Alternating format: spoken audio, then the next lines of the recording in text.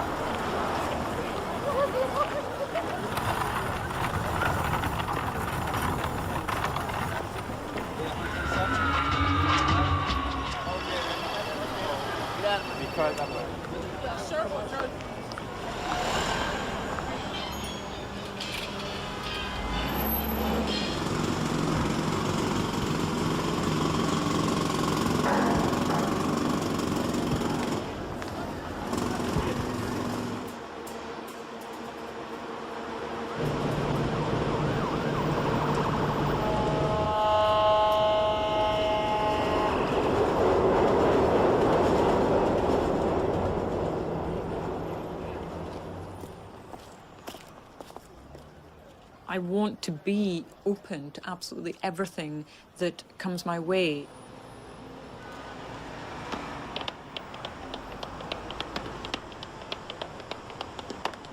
I mean, this is the most interesting thing with a musician, this sound journey.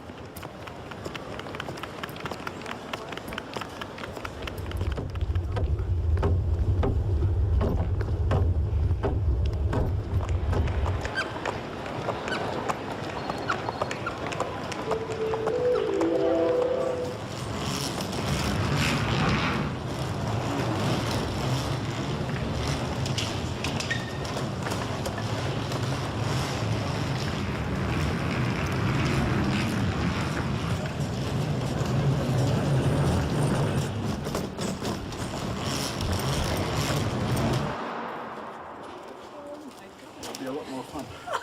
You might need to swipe it out first. That's done. We don't need any instrument. Shall we just use the voice?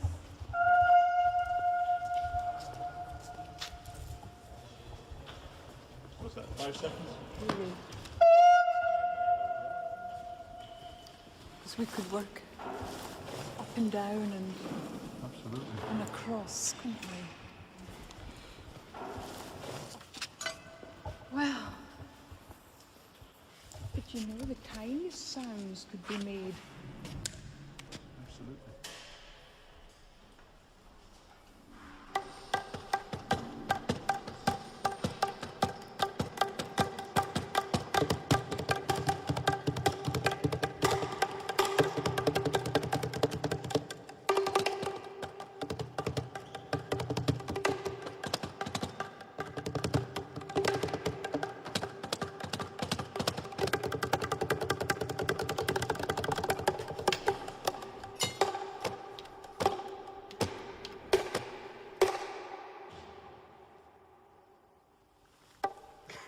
Sorry.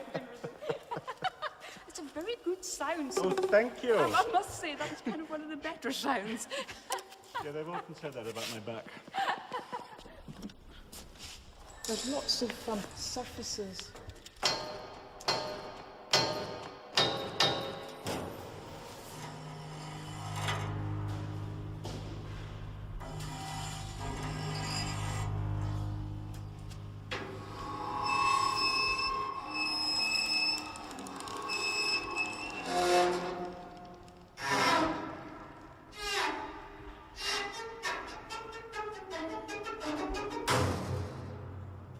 You always imagine a percussion player to strike things, but when you try to transfer some of the ideas of other instrumentalists. For example, a singer, where the sound comes from the diaphragm, it comes from this part of the body.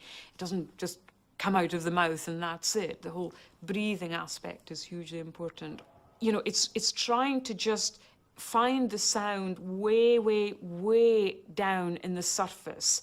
That is, you have your surface there, but in fact the sound isn't here, it's actually under here. So we want to get under the surface in order to find the sound, rather than just simply striking that surface.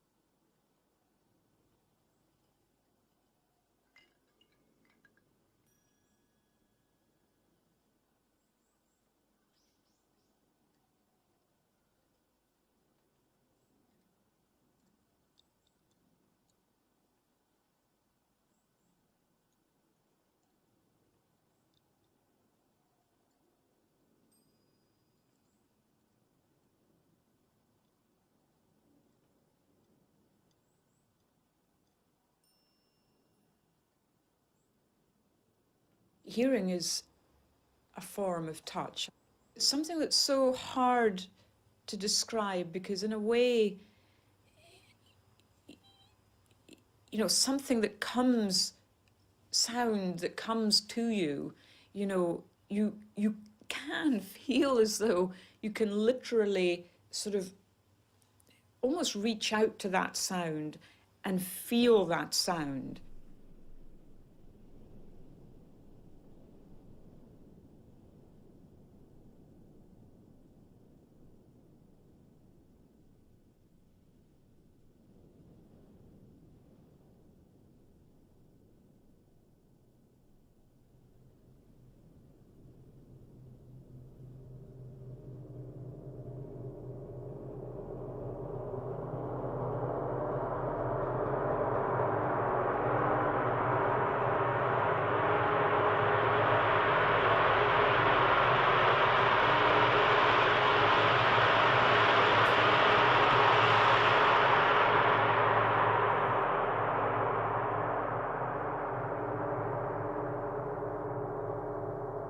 You feel it through your body, and sometimes it almost hits your face.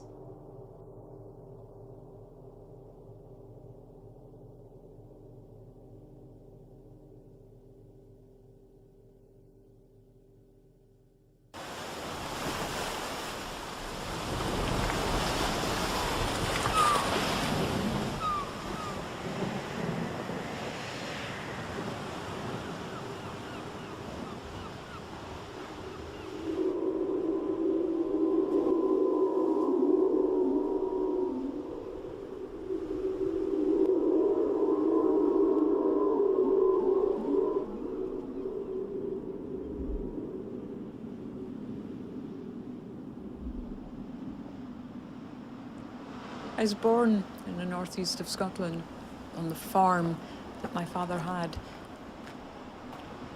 When I was at primary school, there was the realization that I was just becoming a little bit slow in reacting to conversations and also missing things out in homework and things like that. But of course, when you're 8 years old, you don't think you're becoming deaf or anything like that. You just think, oh, something's not quite right, and you adapt accordingly.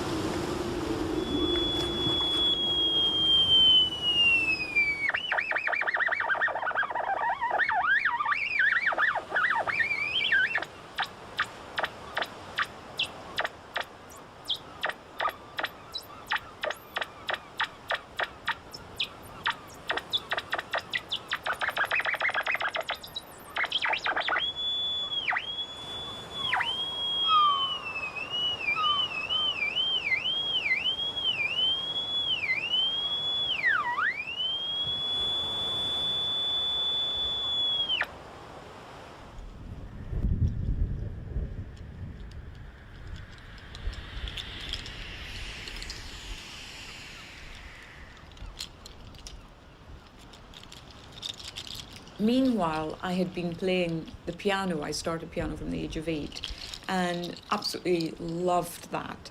But as the years rolled by, and by the time I reached the age of 11, you know, I was dependent on hearing aids. And when I was about to go to secondary school, the audiologist said, right, you know, she is deaf, she's, you know, she needs these hearing aids, and she's not going to be able to play music, she's not going to be able to do this or to do that, and she's going to have to go to a school for the deaf. So it was just so strange that, you know, 30 minutes before walking through the door, I could do whatever I wanted to do, but then 30 minutes later, apparently, the medical profession tells you that you can't do something. And of course, my parents were extremely concerned. And my father just said, look, you know, there is absolutely no difference in how, you know, in what she does, what she wants to do. Hearing or not, she will do what she wants to do. I did carry on at a mainstream school. So introduction, remember, is the title, I mean, I had great friends and very good teachers too, you know. They wore a little microphone and then I would receive their sound through my hearing aids. Then at the end of the play, because remember you're going to have to show how the relationships change. They had a very strong music department and I was quite eager to find something else to go alongside my piano playing. I thought, well, percussion kind of looks interesting. Maybe I'll try that. Okay, you go on this side. You go on this side, because you're right-handed. So just very gently, nothing has to be loud at all, but just the process of coming against the drum and moving away. So it's just like hauling the sound out of the drum. Just try it. Yeah, well, just give it a go. There we go. And just feel the body come against the drum and move out. It's like sort of body movement and sound at the same time. Great, yeah, no, it's great. Because interestingly, you know, even if we strike the drums so soft, from the side, we actually see the skin move. You try.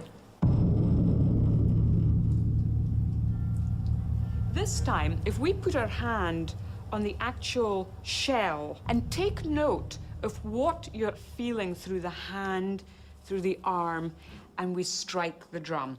You try.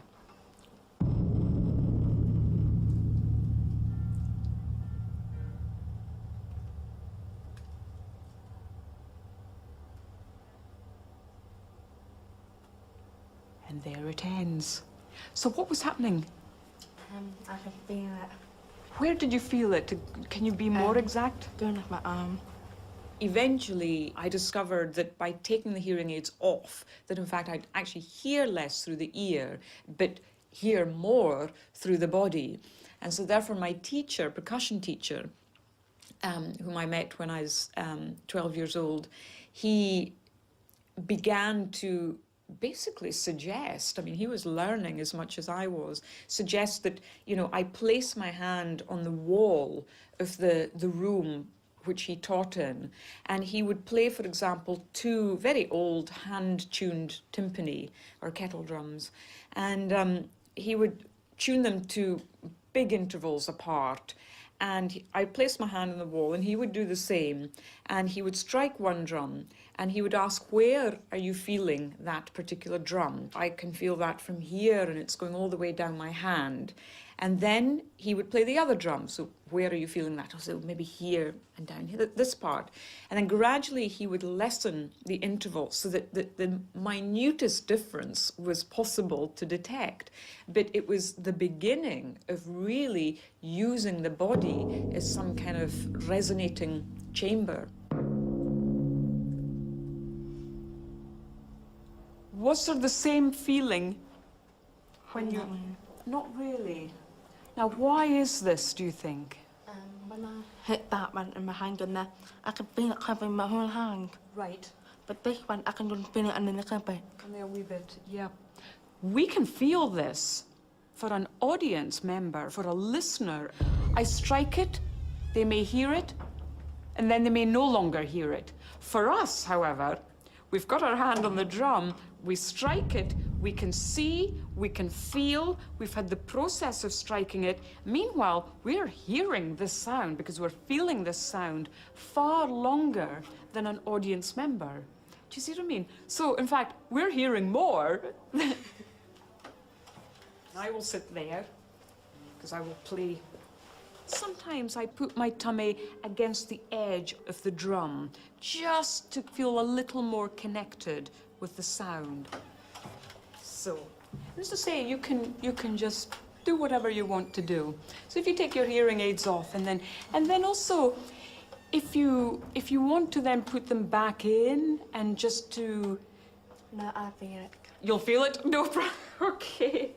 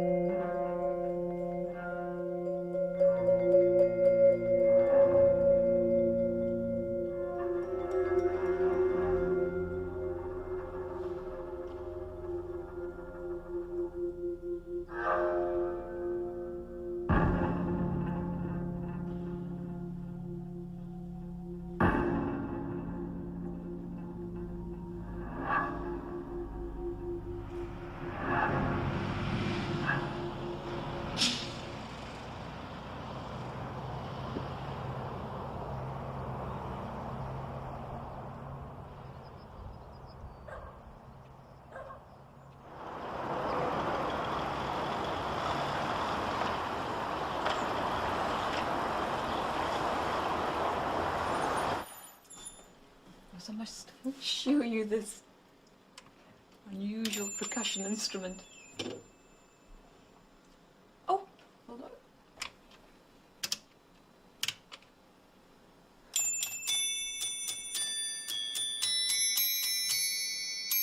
It's great quality.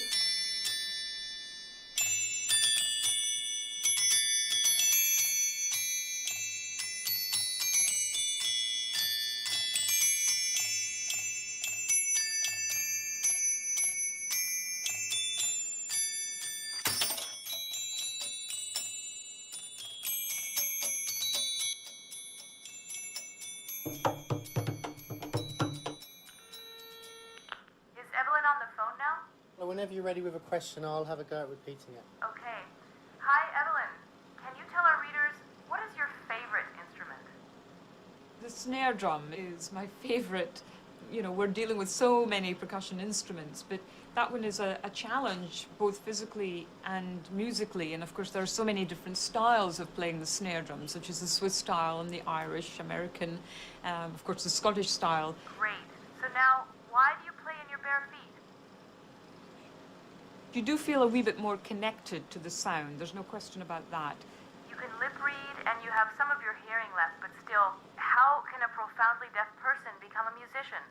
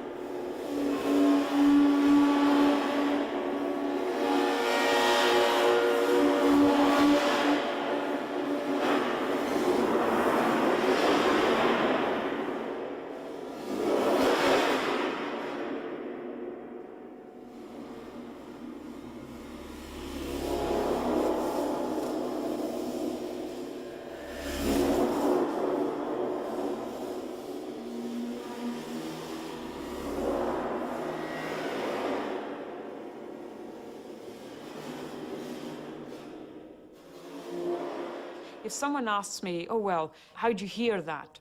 Then I simply say, I really don't know, but I just basically hear that through my body, through opening myself up. How do you hear that? Oh, well, I hear it through the ears. You know, well, what do you mean through the ears? What are you actually hearing? So when you try to bounce the question back to a so-called hearing person, then they simply do not know how to answer these questions. So therefore, why should I be put in that position? That is just slightly upsetting. 1, 2, 3, 4.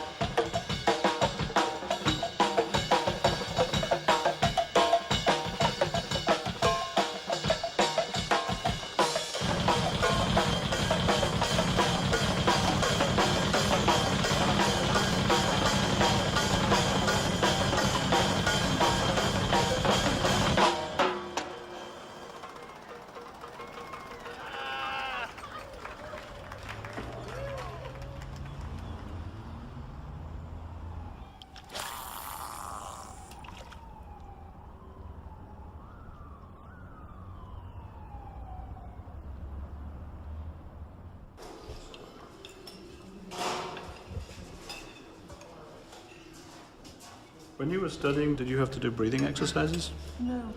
I think the way that you breathe is just a really fundamental part of who we are, and that's an essential sound element also. I remember when I had pneumonia, they wanted to go inside my lungs with a video camera.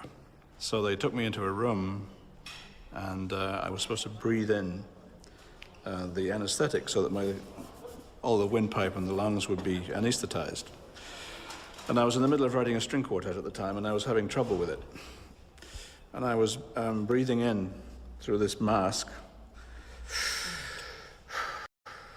and I was totally excited because I understood exactly how to begin the quartet. So instead of being ready for this bronchioscopy, I said, bring me some paper and a pencil.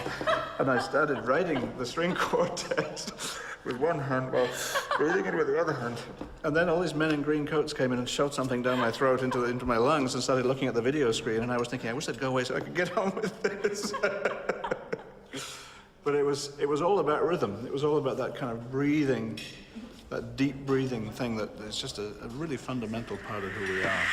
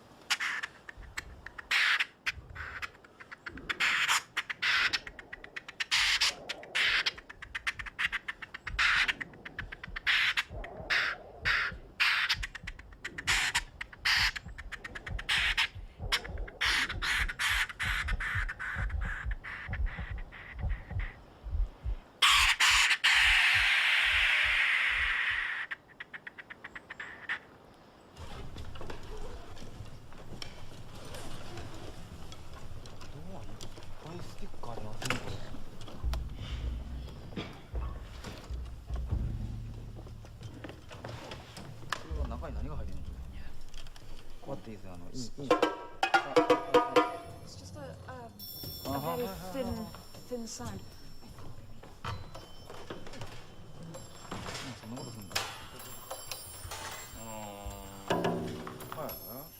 So quiet. But again, so quiet.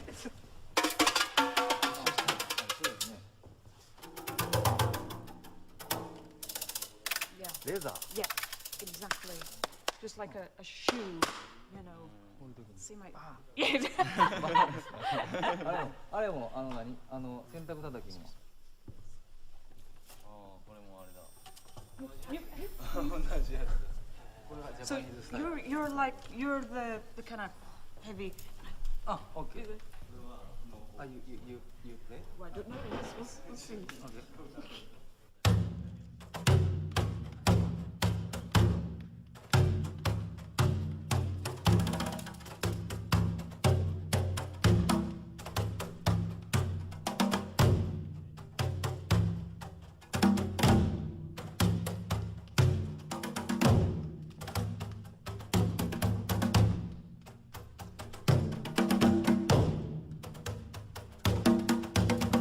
日本語で生きるっていうのがライフっていうことなんですけどもね、その息をするっていうことなんですよね。要は息をっていう。でその息を練るトレーニングをやっぱり しないと、もともと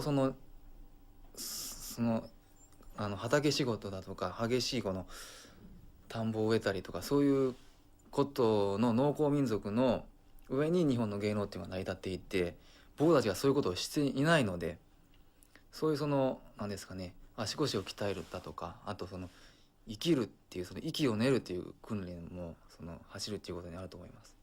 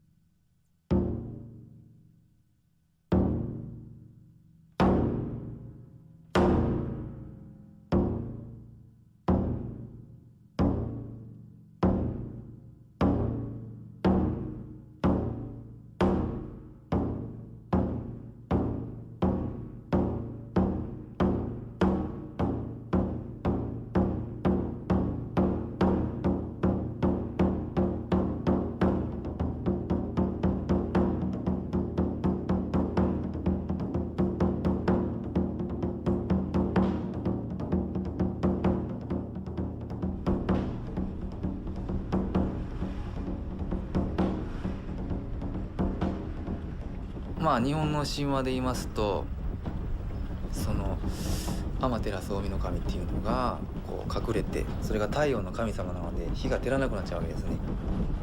でそれが天の岩戸っていうところに隠れた時に、まあ、その天照大神を出てきてもらうためにこう裸になって踊ったり太鼓を叩いたりっていうところから日本の芸能が始まってるっていう説もありますね。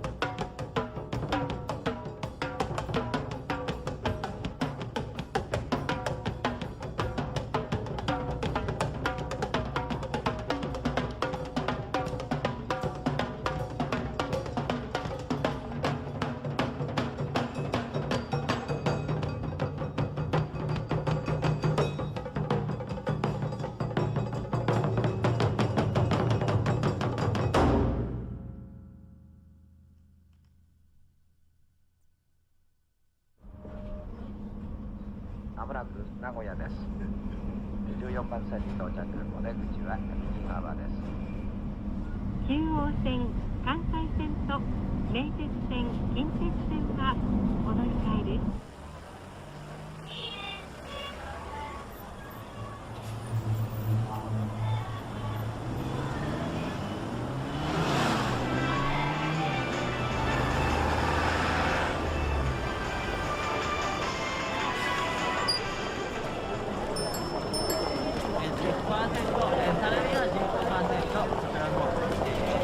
こちらの方もフィリップコーナーの方ももちろん行っております。さあ、いらっしゃい。ADSL、ヤフー BB の ADSL に入りますと、話題の IT 電話 BB 本。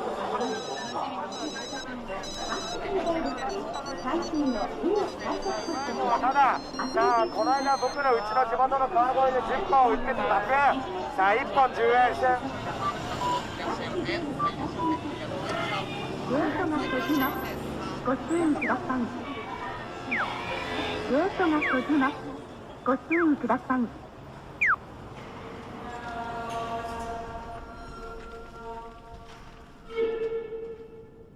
I feel absolutely secure when I'm performing, but in everyday life, sometimes just a little imbalance happens.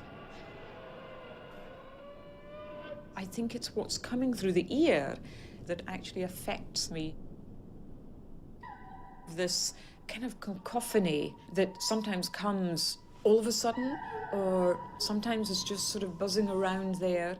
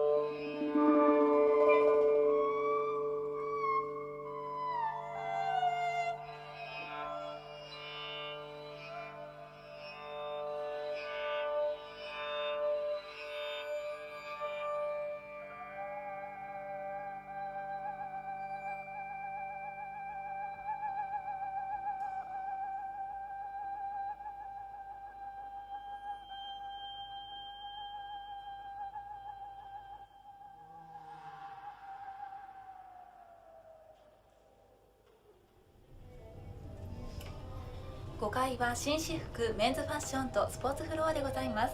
大変お待たせいたしました。5階でございます。ありがとうございます。上回ります。ご飯は良かったですか？お弁当はいかがでしょうか？いらっしゃいませ。サバ弁当も600円とお買い得ですよ。どうぞご利用ください。いらっしゃいませ。いかがでしょうか？安田人の惣菜サラダいかがですか？どうぞいらっしゃいませ。どうぞ食べとおからでございます。ご飯は良かったですか？ありがとうございます。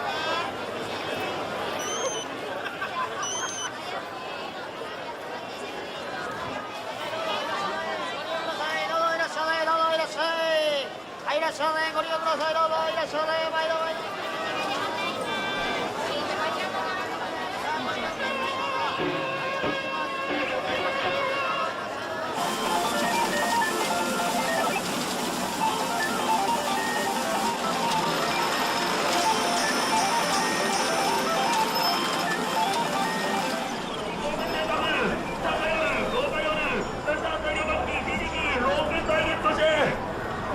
ご用意させていただいております。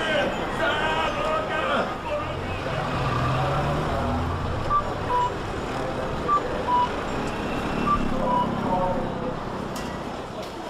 小西和子様。南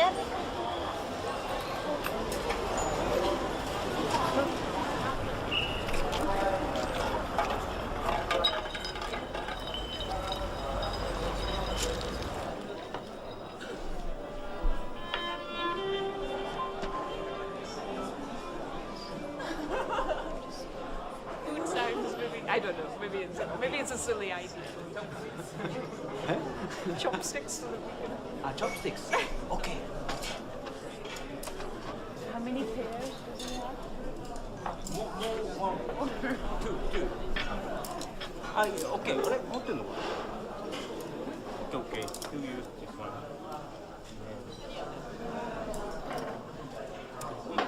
Do you also have, excuse me, do you also have like a cup or a glass or a can, something that I can... Yeah, no, no.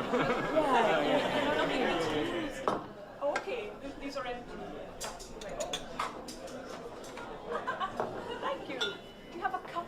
Oh my God. Okay, thank you. That's great.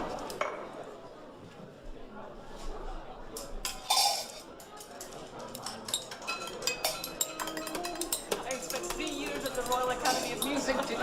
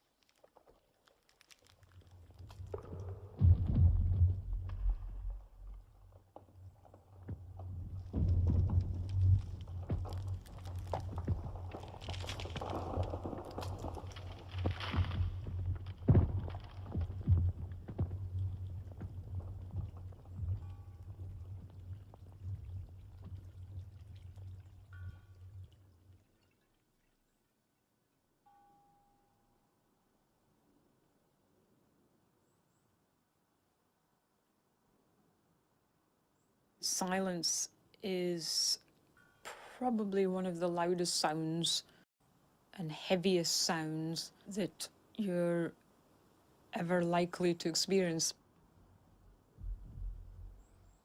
At the end of the day, we still know that within everything that we see, there's sound. I mean, we know that. We just don't have that sensitivity to hear what is going on around us.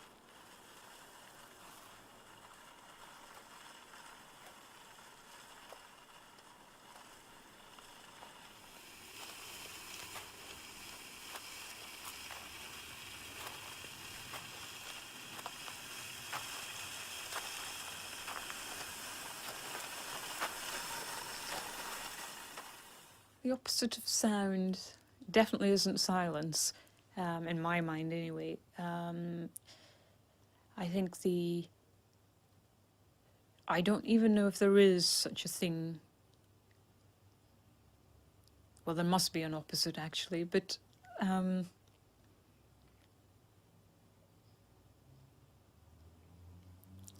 what that is, I don't know.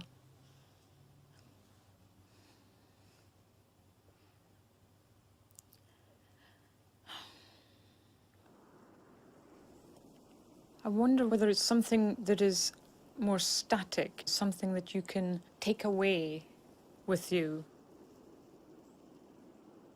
It's the closest thing I can imagine to death.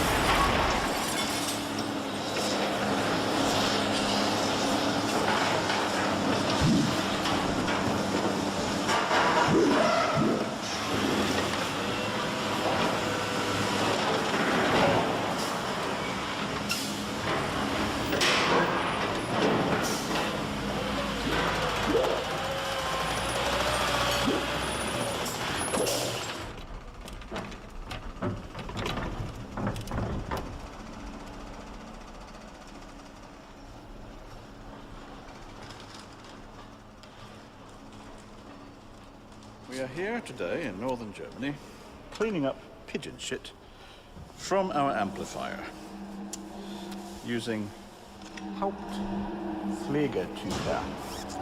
Notice the smooth flowing movement away from the body.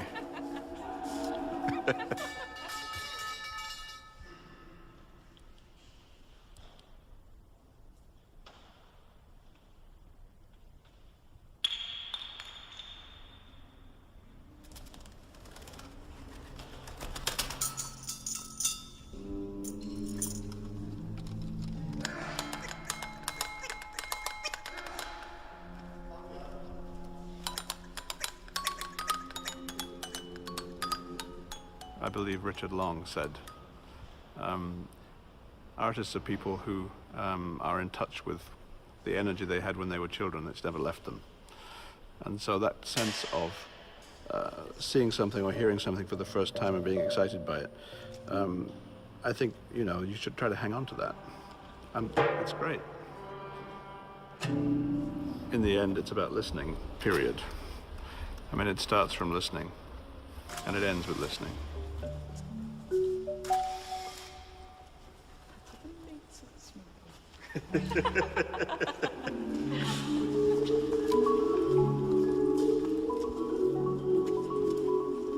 Your early life is full of sound, and that sound is always redolent of a certain part of yourself that you don't lose if you hang on to the sound.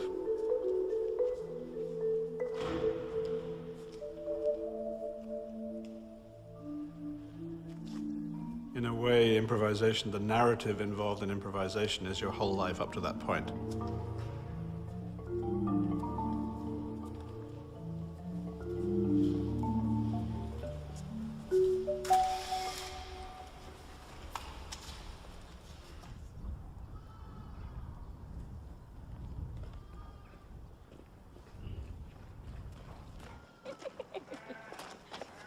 I just hide your grey hair. Hello. Oh, a new dog. That's Susie the last time since she was here. Exactly, it's yours. Does it have a name or number?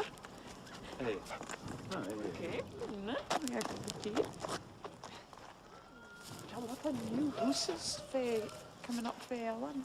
Oh, no. There's an awful lot.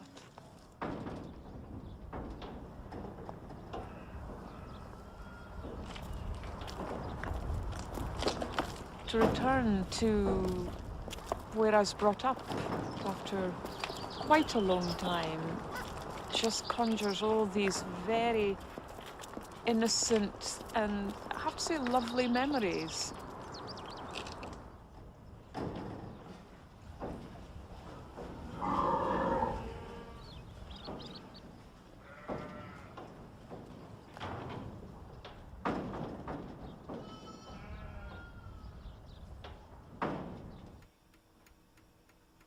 She was...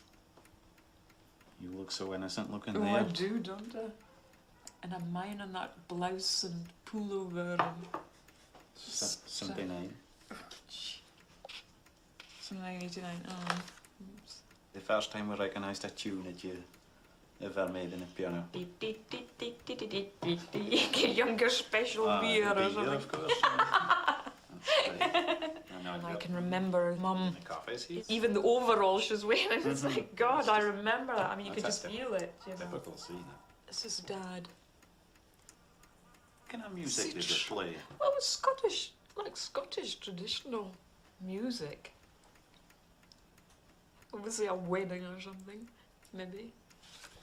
See, Mum never really, although she liked to play. Was it to read everything? Well, she could read. She could read, but she didn't have like this sort of natural delivery. Whereas Dad, I think, could. Oh, he just could play. But, and I think probably it's the sort of naturalness. I mean, I used to play by ear when I was little, and he used to encourage that. And Mum, she was like forcing us to read. I think it was very difficult for Mum and Dad when you left home. Yeah.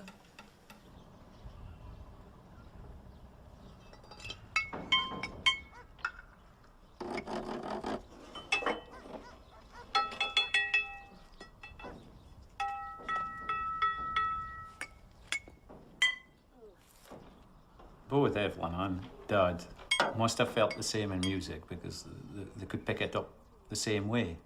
I think there must have been a bond there between them and how they could relate to music. It was just nature to them.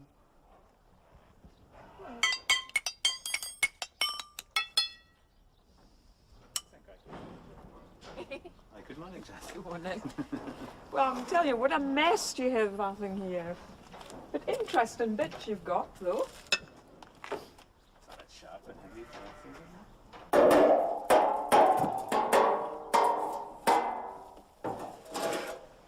Is it right?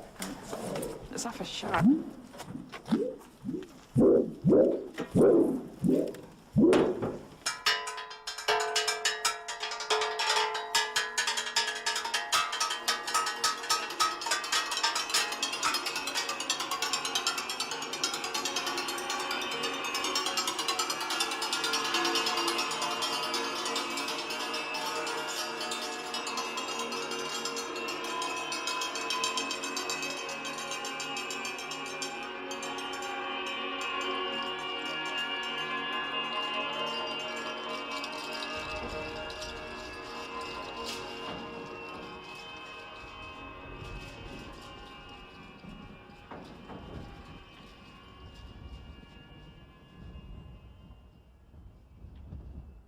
My dad stopped playing once I and my brothers were born. Why this was the case, I've absolutely no idea. The only time he did, in fact, was during Christmas Eve, and my mother used to play the organ, you know, for the Christmas Eve services, and so sometimes my two brothers would go with her. So I would just be left in the house with my dad. That was the time when he would bring the accordion out. And I'd always ask him to play this thing, to play it. And then I would want to have a go. And of course, there's this great big machine buried me practically. Certainly, I was Daddy's girl, and I was very fond of my father. It's difficult to describe something like that, but it's just one of those things that this sort of silent energy or chemistry or whatever comes to the fore, and it's one of those things that you, in a way, want to keep quite secret. And certainly that hasn't disappeared to this day, you know, even although, you know, it's been several years since Dad died, that feeling is definitely still there, and he's definitely a source of inspiration for me. Once he died, it was a terrible loss, but at the same time, I felt as though I was given something really quite extraordinary to just drive me forward, just some kind of force or other that made me think, right, now I've got to gather myself together, and I have to try to make the most I possibly can out of my life. It was as though I was carrying Dad's life as well, you know. I felt I was doing, for a while I felt as though I was doing everything for him.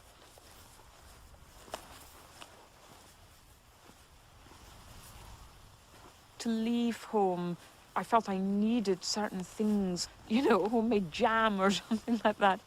And even now, that's definitely the case, but it's more the feeling of having Dad inside that's important.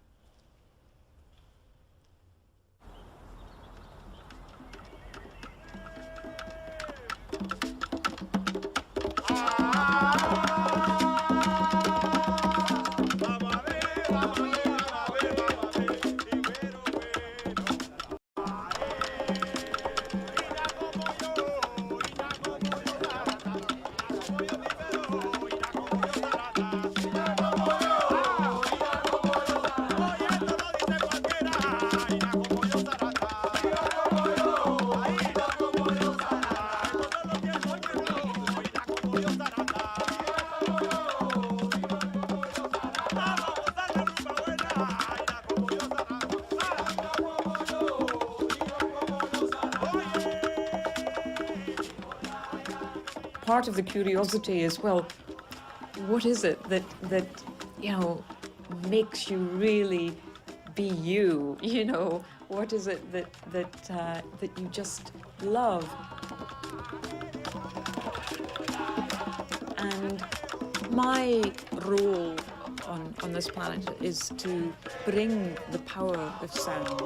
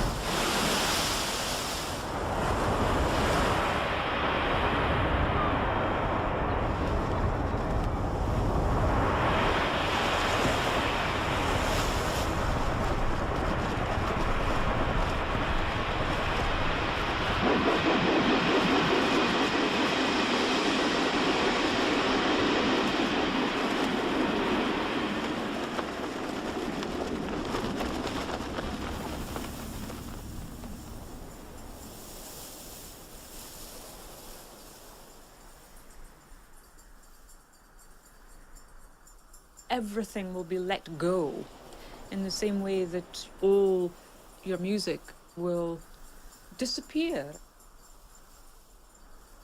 But yet no sound is lost. They live on, but what happens to them, I actually don't know. It's the equivalent of a life.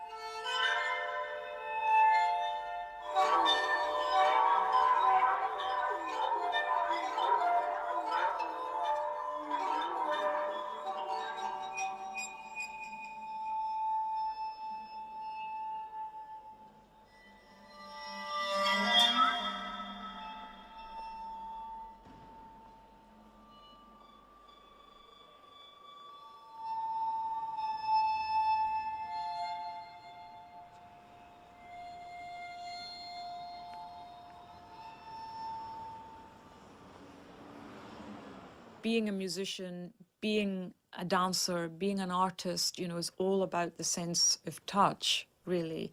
The form of communication is about touch. And I don't literally mean that kind of thing. I mean touch is just something that, a little bit like hearing, it's just so vast. You know, we need all our senses for the others to function. We just do. And, you know, to take away the eye, it's not a big deal. To take away the ear, it's not a big deal. All the other senses will become that particular sense that you've lost. You know, this is what the mysterious sixth sense is about. You know, it creates a type of sense that, you know, we never knew existed until one or the other disappears. You know, in the same way that if suddenly I couldn't function as an actual percussion player, I'd never ever stop being a musician just because I couldn't communicate through the percussion instruments. You know, I'd always be a musician because that's something that is so internal and no one can take that away, you know, no one. We need to eat and we need to sleep and we need music. I mean, it's always happening within yourselves.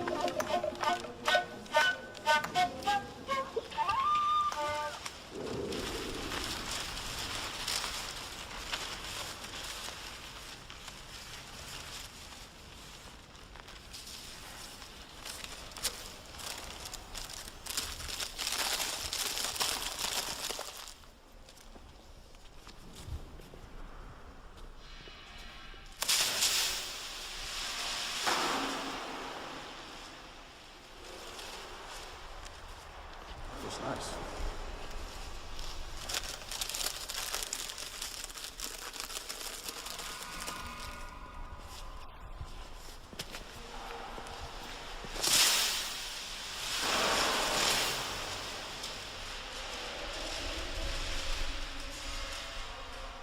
I believe that we all have our own individual sound.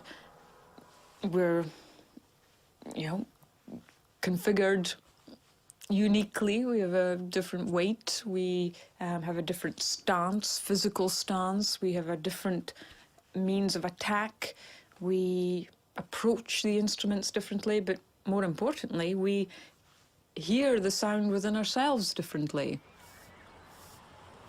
You know, if you think of a piece of music, we have all the different notes there, different rhythms, dynamics, and so on, all, you know, within that one piece of music. And it's like you know, the world. I mean, here we are. We've got all these human beings, you know, of all different sorts, all different dynamics, different ages, different accents, one thing or another. You know, it's just imagine them on a page, you know, of music. Imagine them, human beings, being the dots on the page. And it really can be quite amazing to be part of that. And then you understand, wow, we are the sound.